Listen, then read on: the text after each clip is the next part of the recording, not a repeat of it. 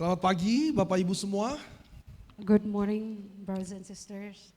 Senang bisa kembali untuk membawakan firman Tuhan melalui mimbar ini. We're so glad to be here and to preach the word of God through this pulpit. Saudara, waktu saya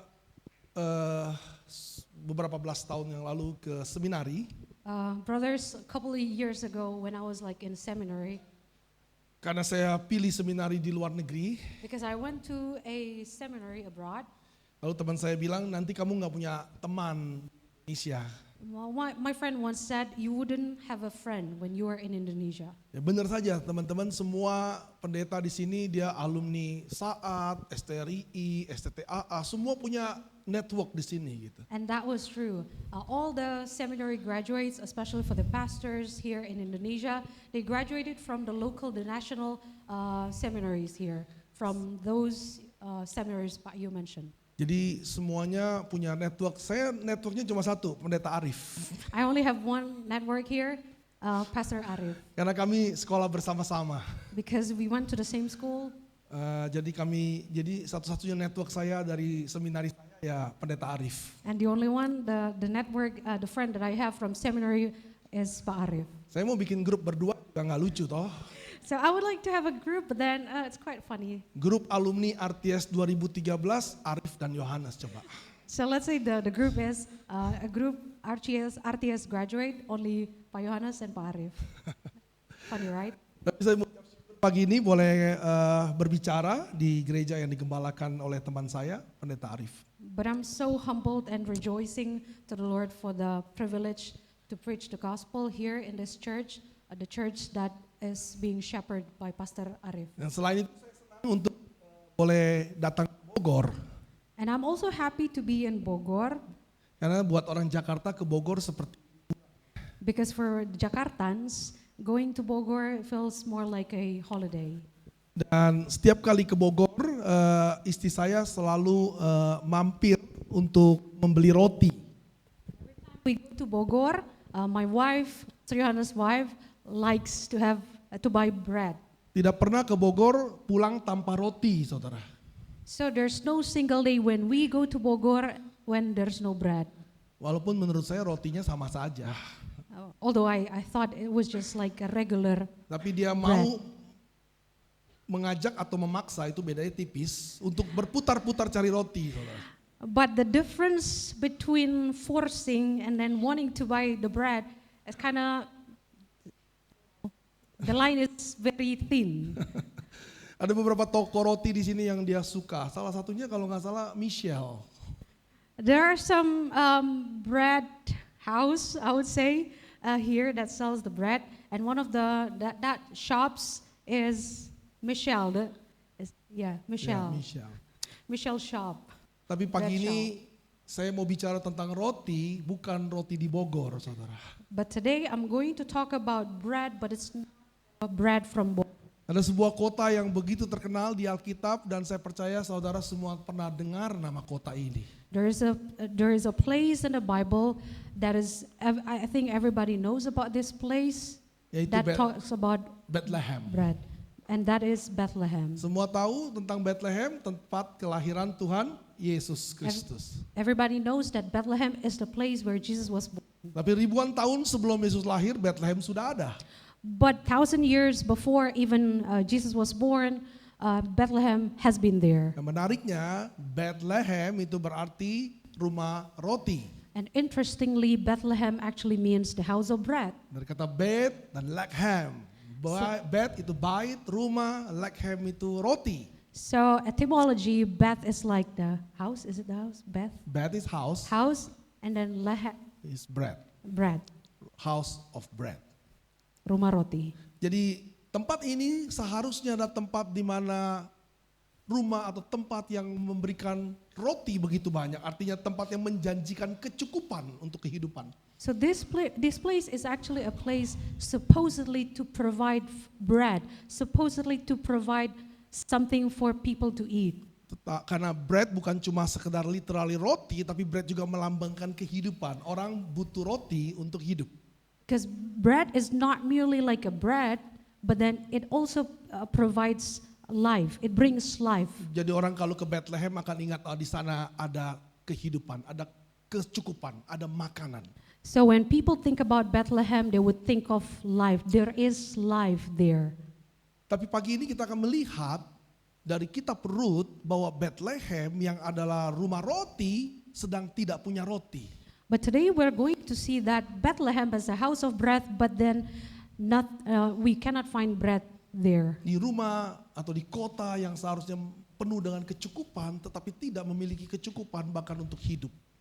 In a place that has that supposedly to have provision for life, but then we found nothing there. Mengapa rumah roti kehabisan roti? Why the house of bread has no bread? Ada panjang cerita di balik itu. There's a long story behind that. Jawabannya tidak tahu. We don't have the answer Karena itu kewenangan Tuhan. Membuat rumah roti tidak punya roti. because that's the Lord's to make. No bread. There's no bread. Tapi pagi ini kita akan melihat apa yang terjadi ketika rumah roti tidak punya roti. So today we're going to see what happens when the house of bread has no bread. Kita akan membaca 5 ayat pertama dari kitab Rut.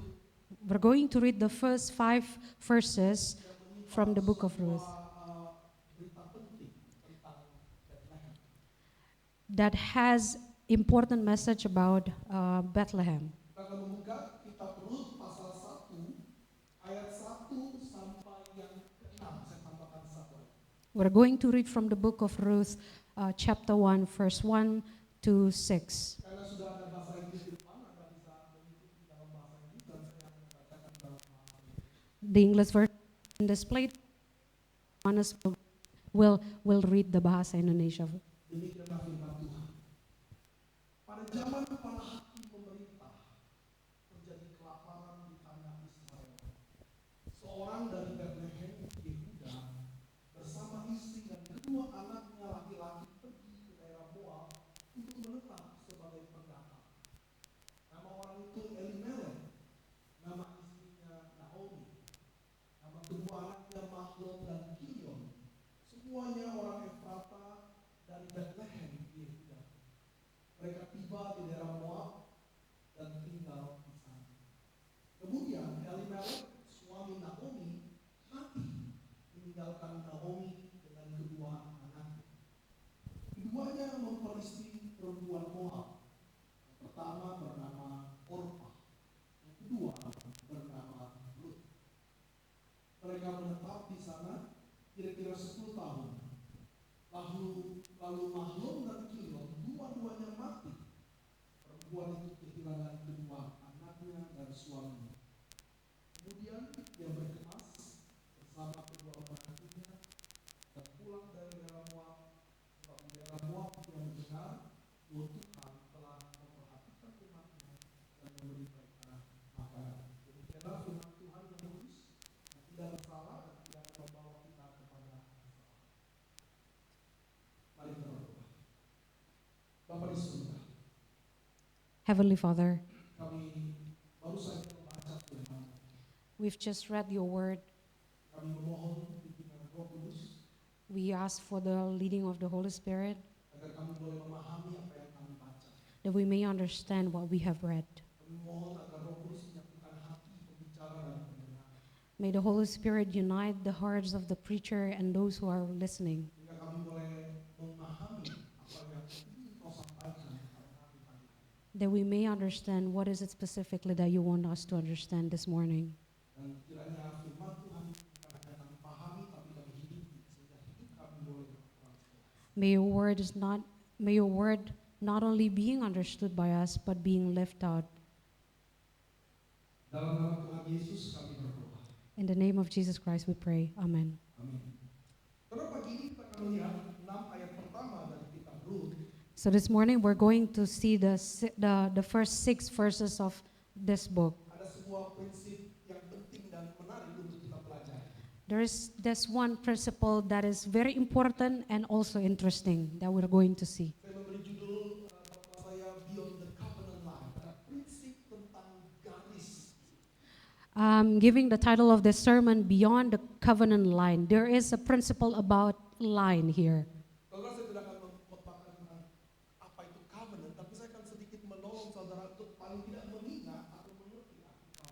I'm not going to preach about covenant, but then I want to encourage you to see what is a covenant. Mungkin dalam minggu-minggu berikutnya KTP atau Pak Arif bisa menjelaskan tentang covenant.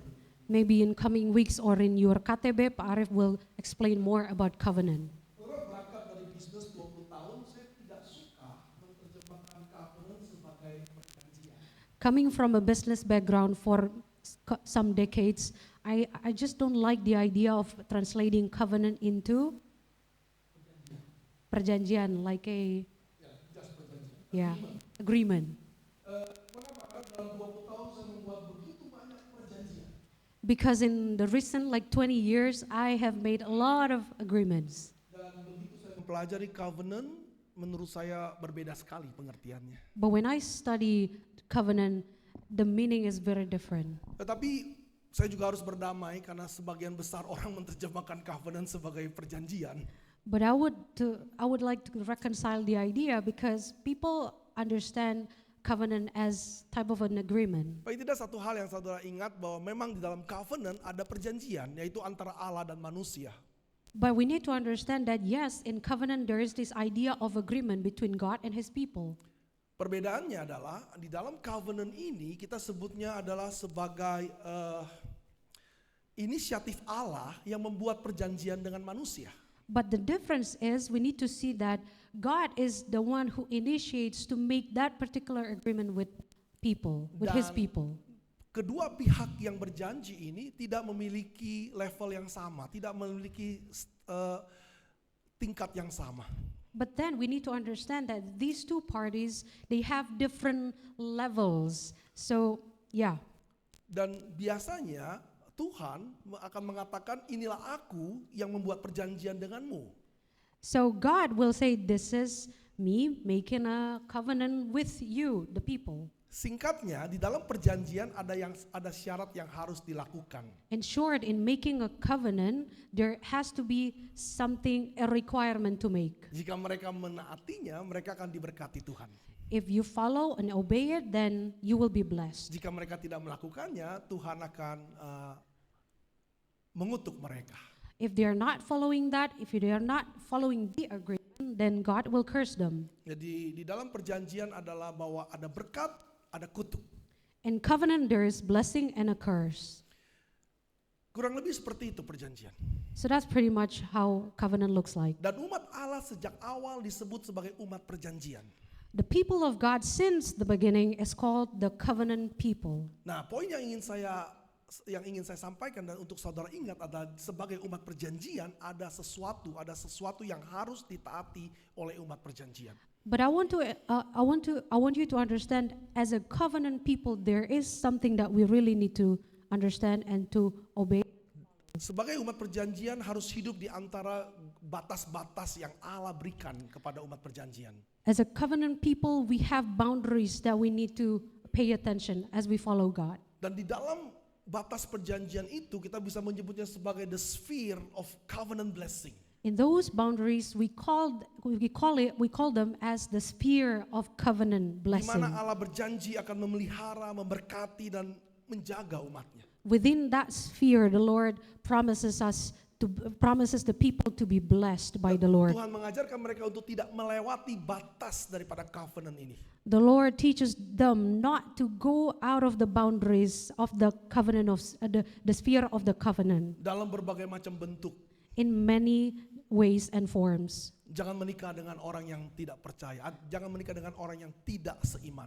Do not get married with the non-believers. Jangan pergi meninggalkan tanah Israel Do not leave the land of Israel kecuali Tuhan memerintahkannya. unless the Lord instructs. Saudara bisa banyak baca dalam kitab Torah bagaimana Tuhan membuat boundary atau batasan supaya umat perjanjian hidup di dalam covenant, the sphere of covenant blessing.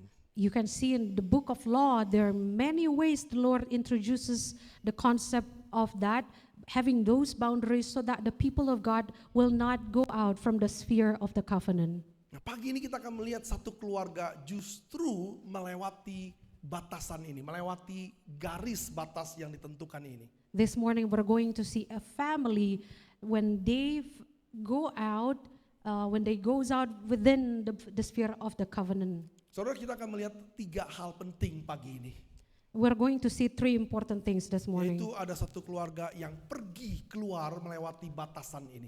So there is a family goes out from the boundary, the sphere of the covenant blessing. Yang kedua, kita melihat bagaimana hidup mereka runtuh ketika melewati covenant blessing, covenant line ini. And we will see also how their lives collapsed after they decide to go out of this line. Dan tidak ada cara lain bagi umat perjanjian untuk mendapatkan berkat Tuhan hanya kecuali pulang ke dalam, masuk kembali, return kepada sphere of covenant blessing. And there's no other way of doing that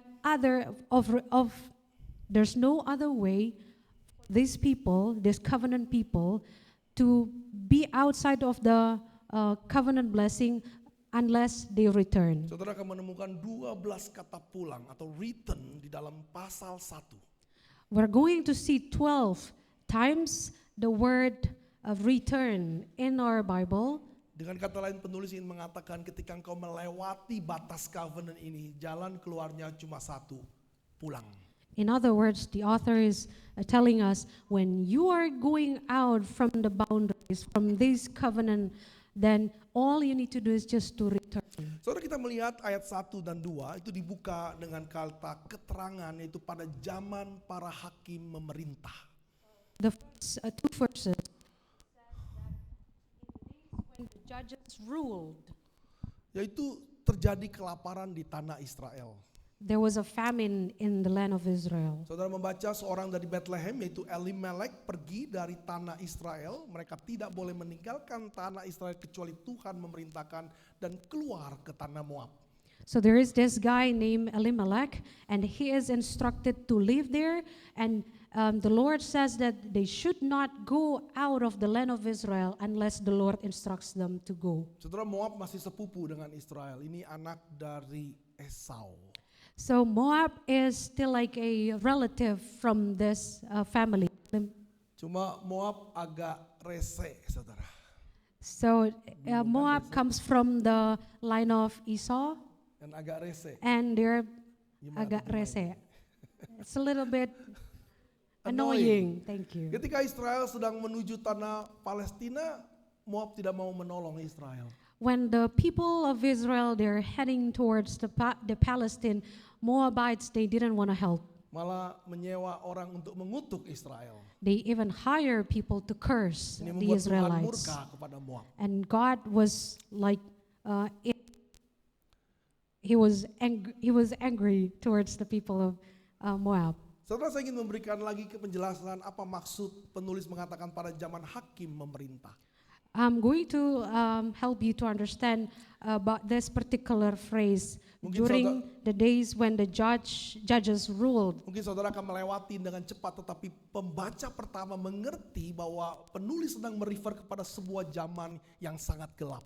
So the author is actually referring to a very specific period of time that is very dark. Karena pada zaman para hakim dikatakan tidak ada raja di Israel. Because in the judges' time, there was no king Saudara, there.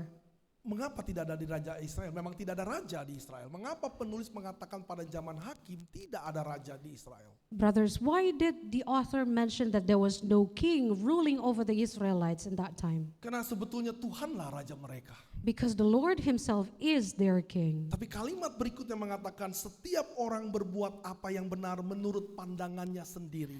And in the book of Judges, we see that everybody does whatever that pleases them. Jadi di kalimat tidak ada raja sebetulnya bukan literally tidak ada raja karena memang tidak ada raja secara literal.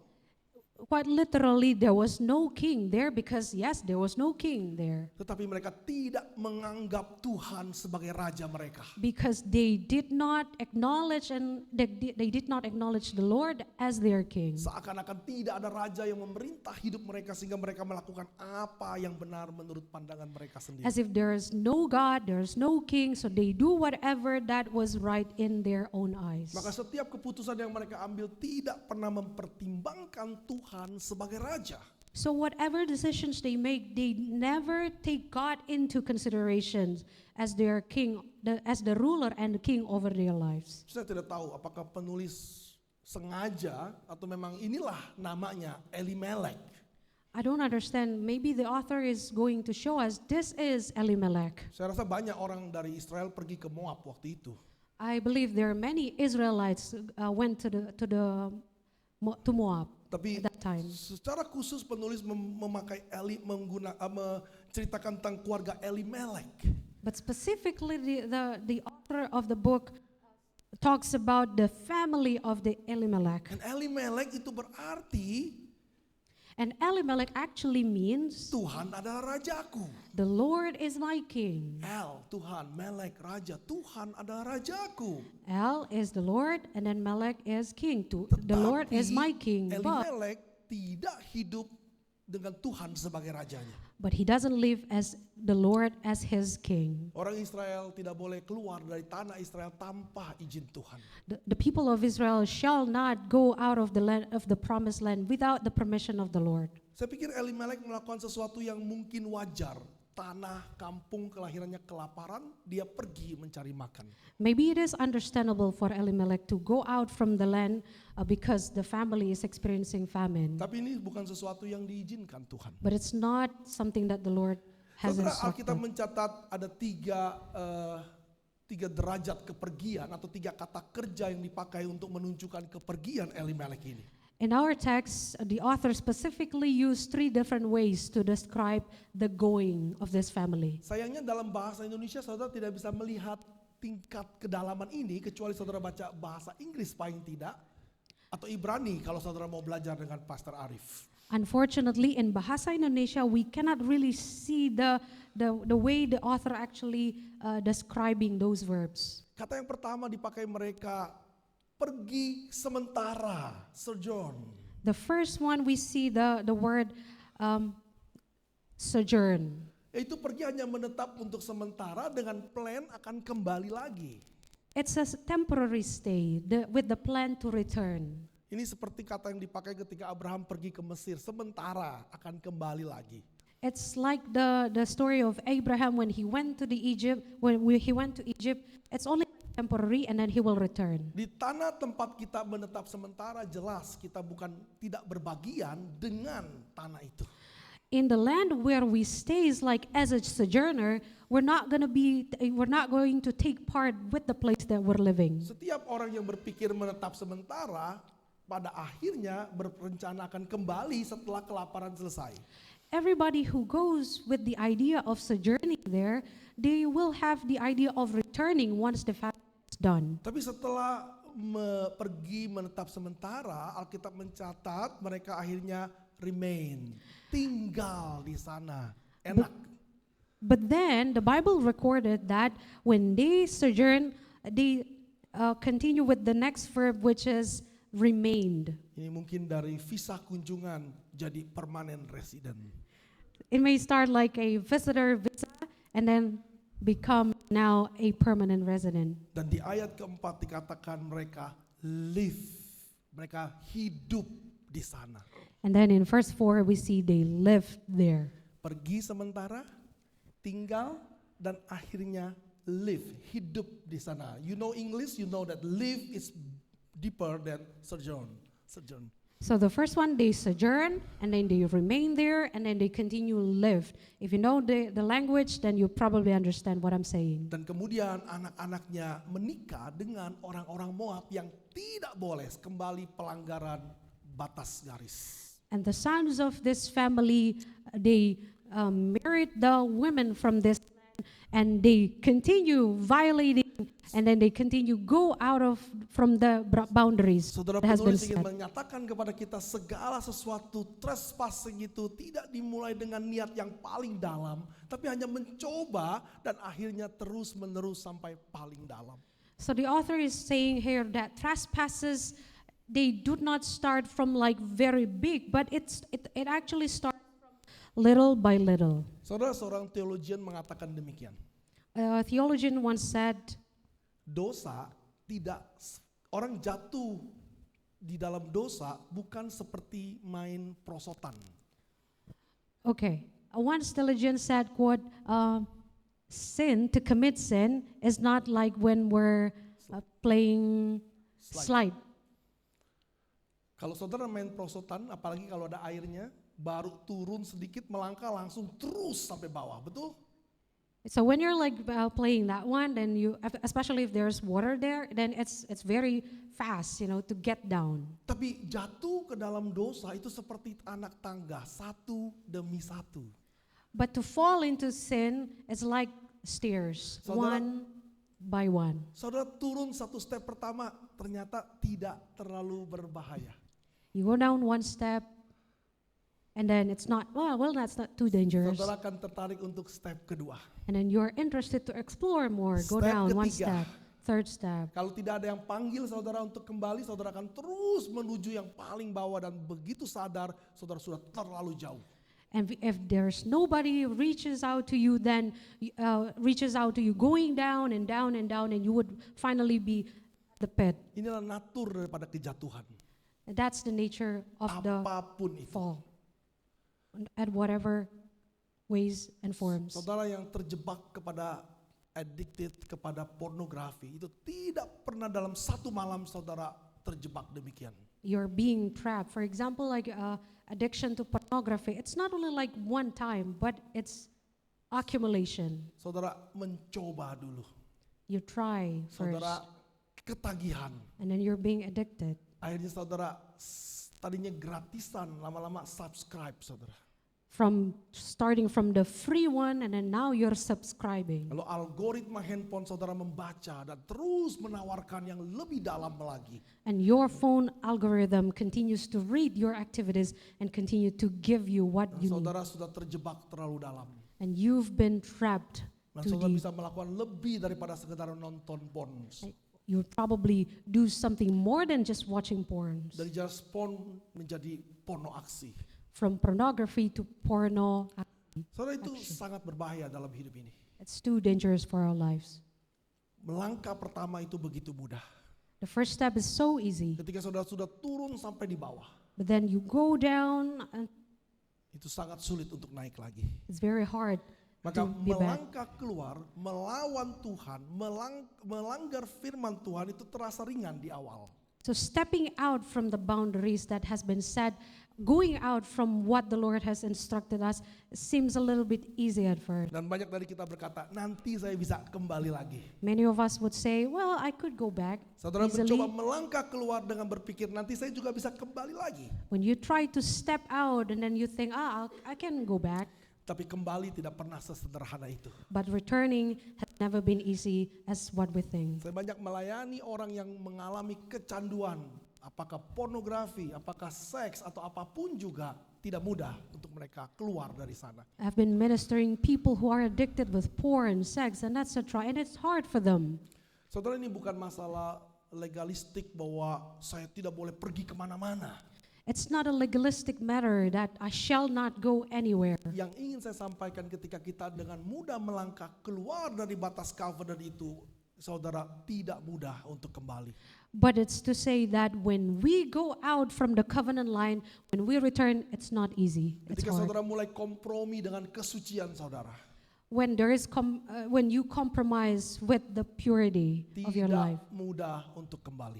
it's not easy to return. Saudara yang masih begitu kudus, belum menikah, masih suci, When you're still like pure and you've never married, begitu saudara salah masuk ke dalam seks yang tidak kudus. when you get into this non-marital sex that is not sacred, pure and holy in front of God, Tidak mudah untuk mengembalikan itu. it is not easy to return. Di dalam hidup ini apapun juga, ketika engkau kompromi dengan yang salah, In this life, when we compromise with anything that is wrong, sulit sekali untuk keluar walaupun dengan tekad yang besar. it is hard to get rid from the trap, even though we have like very high determination. Itu yang pertama, saudara. That's the first one. Yang kedua, kita melihat bahwa ketika mereka pergi dan mereka tinggal di Moab, So we see the next one is when they sojourn, and then after that they remain in Moab. terjadi sesuatu yang tidak pernah terpikirkan sama sekali oleh mereka waktu mereka pergi. There happens something unthinkable to the family. Elimelek mati. Elimelech passed away. Lalu Lalu kedua putranya menikah dengan putri-putri Moab. And the two sons of Elimelech also married. Saudara mungkin sebagian dari saudara sudah berpikir, so what kalau menikah dengan orang Moab. Some of us might think, well, so what? We got married with the Moabites. Kalau saudara menempatkan posisi sebagai orang Israel, saudara akan tahu bahwa itu sebetulnya sesuatu yang memalukan bagi orang Israel. When you put yourself as the Israelites, it is actually considered as something that is humiliating for Ya, them. mungkin Elimelech udah mulai, ya sudahlah tinggal di Moab, menikah dengan Moab, it's okay. Maybe they would think, it's okay then, we're living in Moab, so it's okay. Selain itu, melanggar firman Tuhan juga sebetulnya melanggar budaya mereka. It's not only violating the law of God, but it is also violating their culture. Macam Mama Batak ingin borunya menikah dengan orang Batak juga toh. It's like Mama Batak, they want their daughters to marry fellow Batak. Sampai borunya bilang, udah gak ada lagi orang Batak di sana yang cocok dengan saya gitu. Their daughters probably say, well, there's no Batakness guys over there. Lalu mamanya berdoa demikian. And the mother prays, Tuhan, masa gak ada lagi orang Batak di sana untuk boruku gitu. oh Lord, why there's no Batakness people for my daughter? Tapi kalau benar tidak ada, If there's nobody, masa tidak ada sih Tuhan? why there's no one? Please lah Tuhan, Please, pasti ada. there should be one. Lebih kurang seperti itu saudara. That's pretty much how it looks. Ketika saudara sebagai orang Kristen dan putri saudara dilamar oleh orang non-Kristen, saudara punya nggak hati seperti itu? Gitu. So you're a Christian, but then your daughter is proposed by a non-Christian guy. Saudara, lalu setelah menikah kedua anaknya juga mati saudara.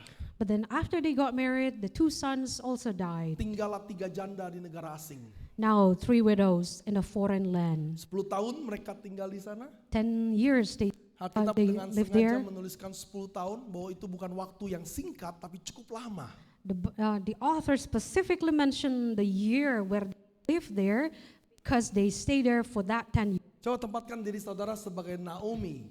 Suami meninggal, 2 anak meninggal, punya 2 mantu.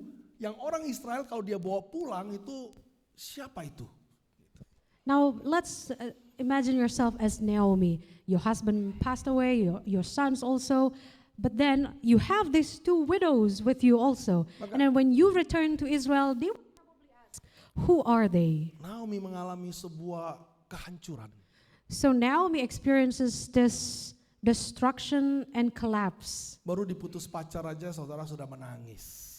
Even when you Betul. just broken up with your girlfriend or boyfriend, you Bagaimana are kalau ditinggal mati heartbroken. suami, ditinggal mati 2 anak laki-laki.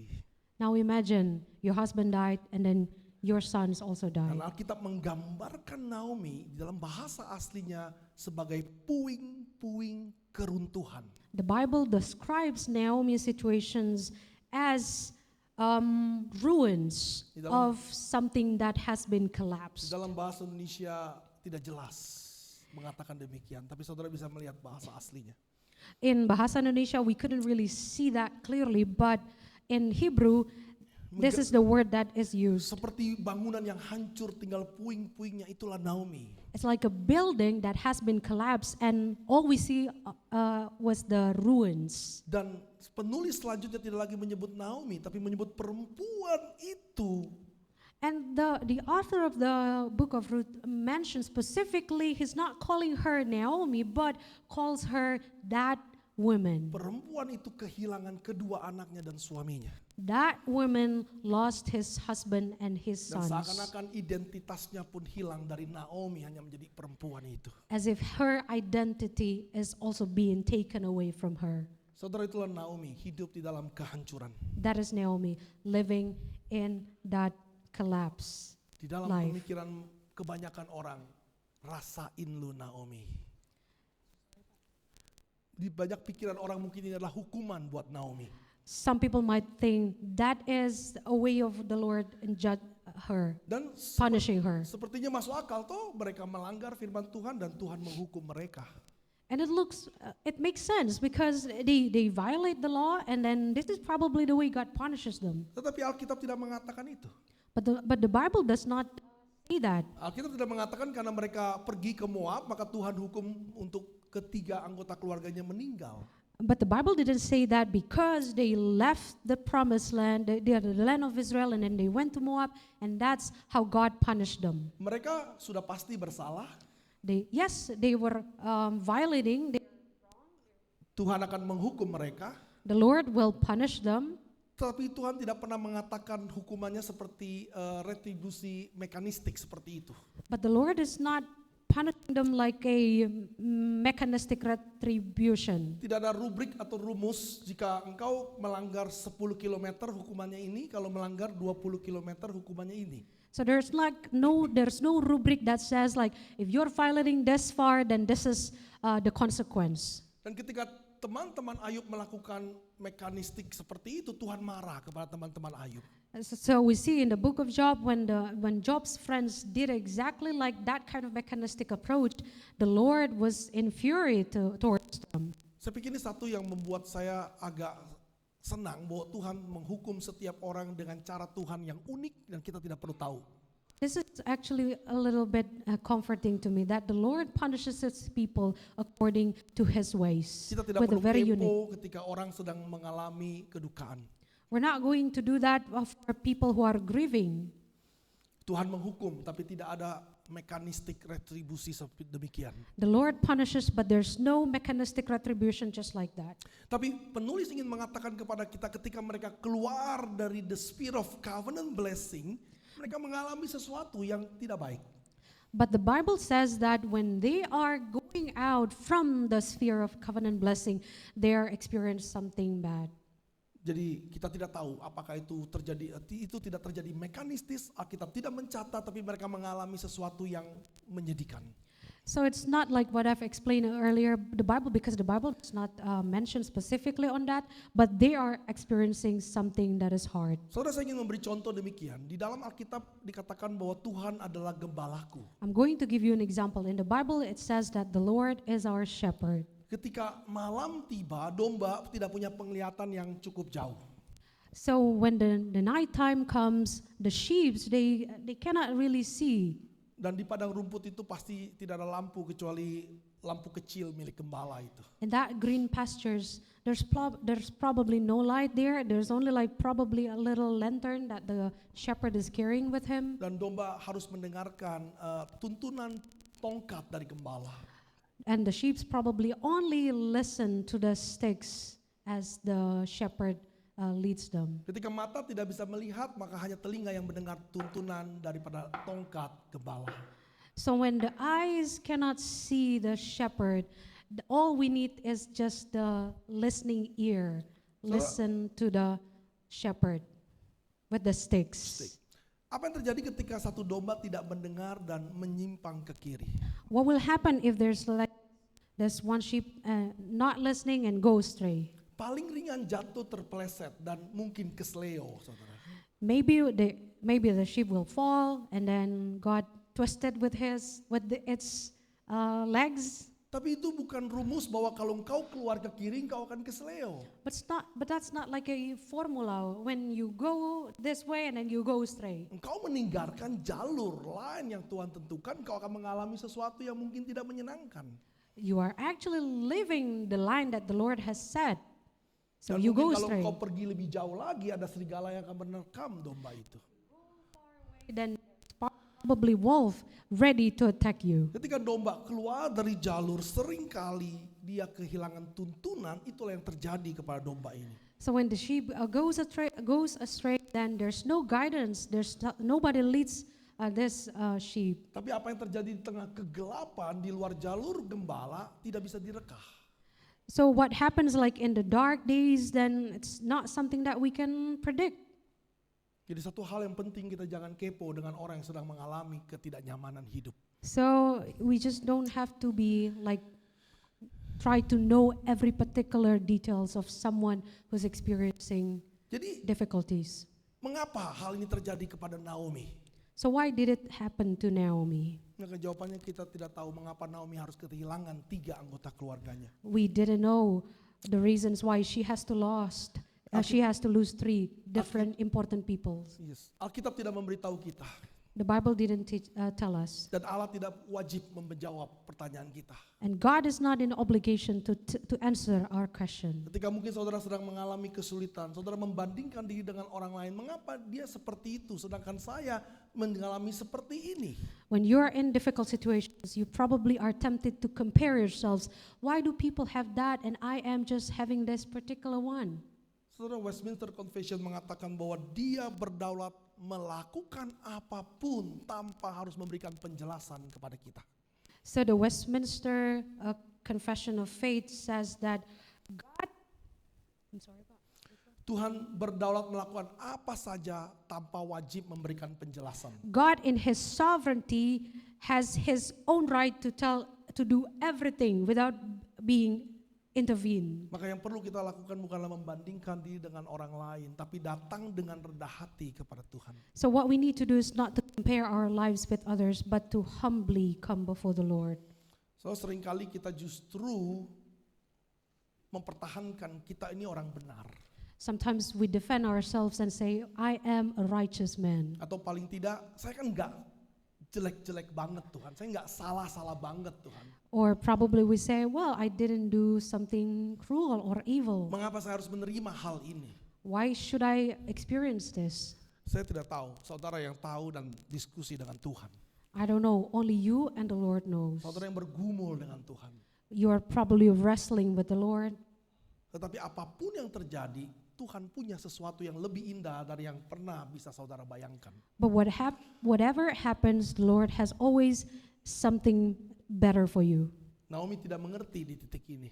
Naomi didn't understand at that point. Kalau saudara meneruskan baca hingga kisah ke pasal yang keempat, The chapter 4, saudara bisa melihat bahwa Tuhan bisa pakai kesalahan Naomi pergi ke Moab, menikahi anaknya dengan seorang Moab, bahwa Tuhan punya cerita yang jauh lebih besar daripada yang bisa dibayangkan. that you will see God can use this story of this obedience of this family for His purpose and for His own purpose. Jika saudara mau tahu, saudara baca sampai Rut 4 sendiri. If you want to know the story, you can read until the end of the chapter of the Kita book. kembali ke Naomi. Now let's go back to Saudara, Naomi. Naomi dalam keadaan yang menjadi puing, kata Alkitab, seperti puing-puing reruntuhan, tidak punya solusi lain. So Naomi like a ruin, and she has no other solutions for that. Saudara, dia tidak punya daya bahkan untuk kembali ke tanah Israel. And she has no power to even return to the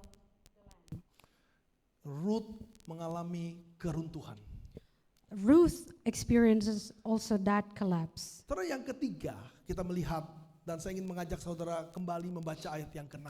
Now we see the third point. I'd like to encourage you to read verse 6. Saudara, dalam ayat ke-5 sampai ke-6 ini sepertinya hanya satu titik lalu ganti kalimat. So between verses 5 and 6, there's like this one point that changes the Tetapi direction of the. sebetulnya waktunya cukup panjang ini. I wish there's like a lot more time. Dikatakan kemudian ia berkemas bersama kedua menantunya dan pulang, ini pertama kali kata pulang, dan selanjutnya 11 kali lain dalam pasal ini dari daerah Moab. And then she arose with her daughters-in-law to return. This is the first return out of the 12 returns we will see in this scripture. Mengapa Ruth bisa berpikir untuk pulang? Naomi.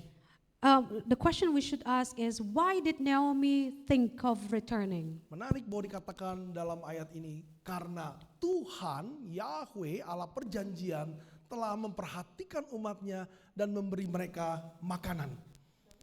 The reason is simply because the next one, for she had heard in the fields of Moab that the Lord had visited His people and given them food. Ingat, Bethlehem, rumah roti, tidak ada roti, tetapi ketika waktunya tiba, Tuhan memberi kembali makanan di tempat yang tidak ada roti itu. So remember, Bethlehem is the house of bread, and there was famine there, but in God's timing, the Lord visited His people, and then the Lord caused the land to harvest.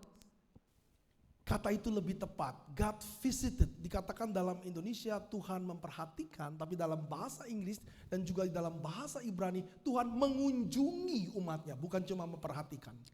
In the English and the Hebrew version, it is said that the Lord visited His people.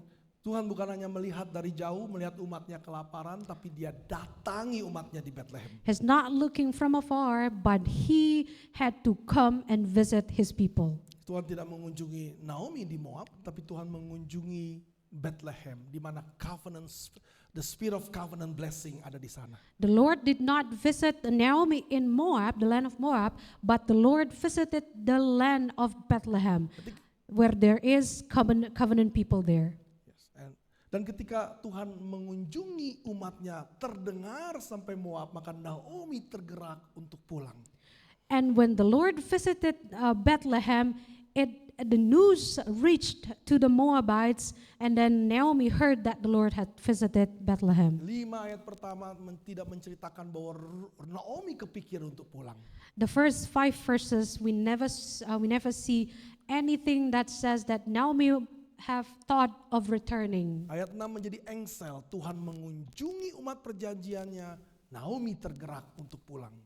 So it's like something that connects to the next verse in verse 6, that Naomi finally thought of returning. 11 kata pulang berikutnya menunjukkan bahwa tema besar dari Rut 1 ini adalah tentang mereka pulang, bukan karena mereka sekedar melanggar batas perjanjian. So the next time we will see another 11 word of return appears in this book, showing that they're returning home. Apa yang menarik di sini, saudara? What's interesting here? Seseorang bisa keluar dari batas perjanjian dengan mudah. It is easy for somebody to go out from the sphere of covenant. Tapi membutuhkan inisiatif Tuhan untuk orang bisa kembali pulang. But it takes the Lord's initiative to bring people back, return. Begitu mudah saudara melanggar firman Tuhan tanpa perlu diskusi atau dengan siapapun. It is so easy to violate, to go out from the sphere of covenant, but it takes the Lord to take initiative to bring us back. Begitu mudah saudara meninggalkan batas-batas yang Tuhan berikan. It is so easy to go out from the boundaries that the Lord has established. Tapi membutuhkan anugerah dari Tuhan untuk membawa saudara kembali. But it takes grace from the Lord to bring us back. Selama saudara adalah umat perjanjian, Tuhan akan membawa saudara kembali dengan tangannya sendiri. As long as you are His covenant people, the Lord Himself with His own hands will bring us back. Tetapi ongkosnya tidak mudah, tidak murah saudara. But the cost is very expensive, very costly. Membutuhkan darah yang mengalir di atas kayu salib. It takes the blood on the cross. Saudara, kata mengunjungi di dalam ayat ke-6 yang diterjemahkan hanya memperhatikan, seharusnya God visited His people, God mengunjungi di sini. So we see in verse 6 that the Lord visited His people. Ini diterjemahkan ke dalam bahasa Yunani menjadi satu kata yang sama, yaitu mengunjungi. It is translated from the Hebrew word, which is the same word that is to visit. Dan dipakai Lukas di dalam 2 ayat yang begitu penting ini. And it is also used by the the author of the Gospel of Luke in these 2 verses. Lukas 1 ayat 68. Luke chapter 1 verse 68. Terpujilah Tuhan Allah Israel, sebab Ia telah mengunjungi umatnya dan telah membawa kelepasan baginya. So it says in Luke chapter 1 verse 68 goes like this. Blessed be the Lord God of Israel, for He has visited and redeemed His people. Yang kedua dalam Lukas 7 ayat 16. The next one is Luke chapter 7 verse 16. Allah telah mengunjungi umatnya. The Lord has visited His people. Maka Lukas dan penulis Injil mengatakan bahwa Allah yang jauh di surga sana telah datang mengunjungi umatnya untuk membawa kembali umatnya yang hilang ini. So the scriptures tell us that the Lord far away from above, He has come down visiting His people. Maka apa yang terjadi di dalam Rut 1 ayat 6 adalah sebuah bayangan kecil dari sesuatu yang jauh lebih besar. So what happens in Ruth chapter 1 verse 6 is more than that. It's only like a shadow of something that is so big. Allah mengunjungi Bethlehem yang kelaparan. The Lord visited Bethlehem in famine, memberikan roti untuk kehidupan, gave them bread for life, dan memanggil keluarga yang sedang hancur untuk pulang. and call home this family that has been collapsed. Tapi berabad-abad kemudian di kota yang sama, But then centuries later in this very same city, sekali lagi Allah mengunjungi umatnya the Lord once again visited his di people kota roti. in this house Dia of the city bukan of bread. memberikan roti yang bisa dimakan. He's not giving the bread that we can eat. Dia datang dengan dirinya yang adalah roti hidup, He's coming with himself as the bread supaya memberikan makan kepada orang-orang yang membutuhkan ini. to give life, to give food for those who need. Naomi mendengar kabar ada Tuhan mendatangi umatnya dan memberikan roti. Naomi pulang. Naomi heard that the Lord had visited Bethlehem, and then he heard that the Lord also gave food. Kristus yang adalah roti hidup datang di Bethlehem untuk memberikan kehidupan bagi orang-orang yang mengalami keruntuhan. Christ came to Bethlehem to give life for those who need food. Dia tidak menunggu sampai Naomi mau pulang atau kita mau datang kepada dia, tapi dia datang dari surga untuk kita.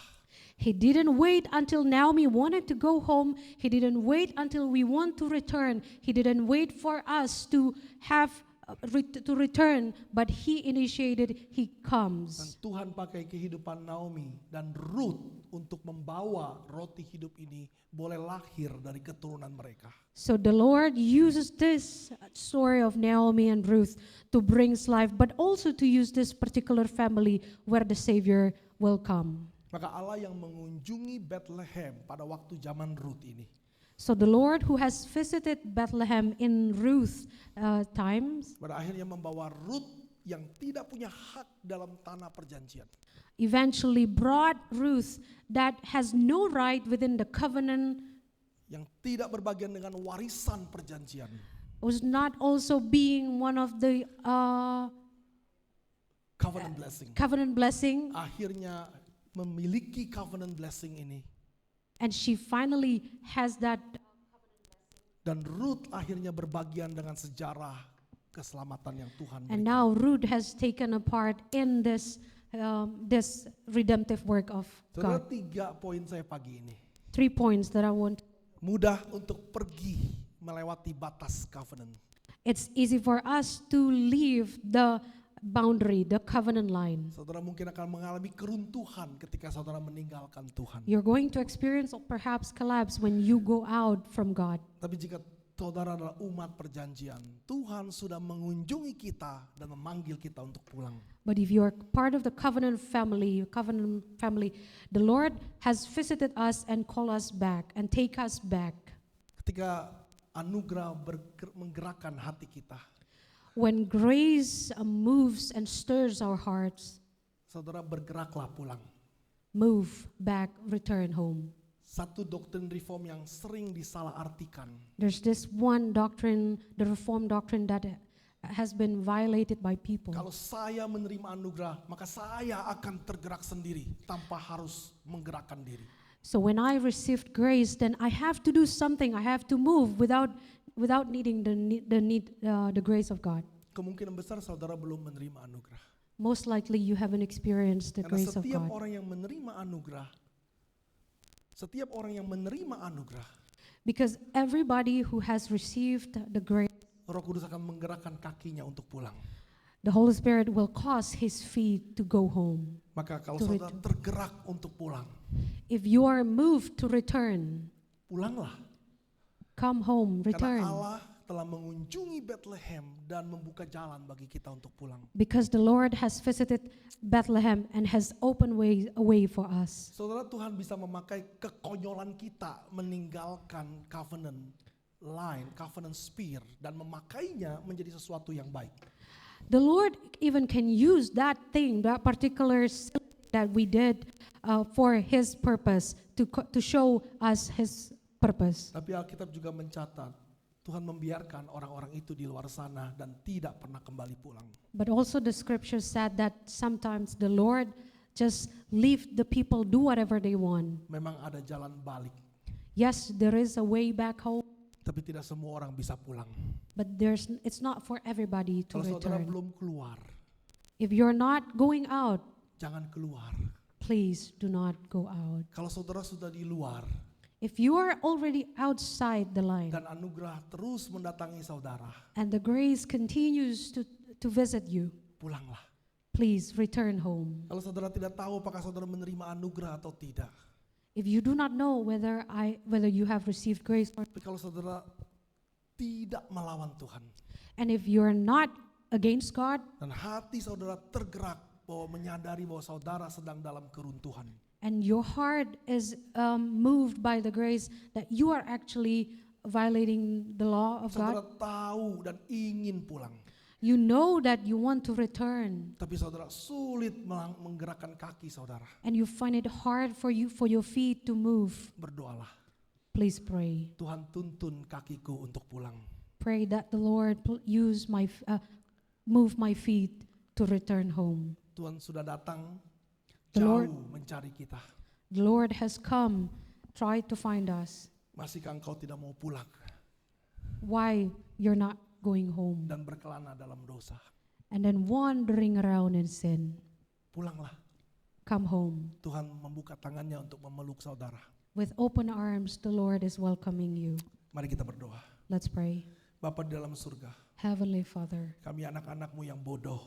Lord, we are stubborn. Kami sering sekali lebih mendengarkan pimpinan dunia ini daripada pimpinanmu. Oftentimes, we only listen to the leading of the world, not yours, O God. Sehingga kami mungkin saat ini sedang keluar dari batas-batas yang Tuhan Maybe tentukan. right now we're out of the sphere of the covenant blessings. Tuhan, engkau tahu setiap pribadi di tempat ini Lord, you know each one of us here. yang sedang bergumul, We are wrestling right now. berada di dalam keruntuhan. We're probably in the midst of the Mungkin ruins. tidak ada yang tahu, Nobody knows, tapi Tuhan tahu. but the Lord knows. Kiranya Tuhan memanggil mereka May you call them back, O Lord, untuk pulang.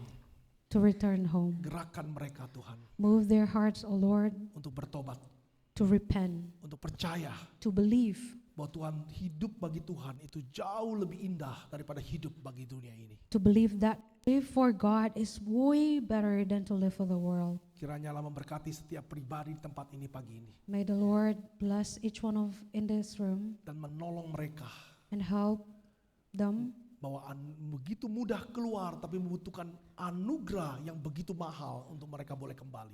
to know that it's easy to go out from your covenant line, but then it takes the initiative of God to bring them back home. Dan kami yang masih di dalam covenant line ini, Tuhan jaga kami, pegang kami kuat-kuat betul.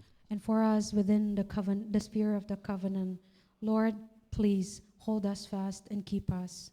Kami berdoa di dalam nama Tuhan kami Yesus Kristus. We pray this in the name of Jesus. Amin. Amen.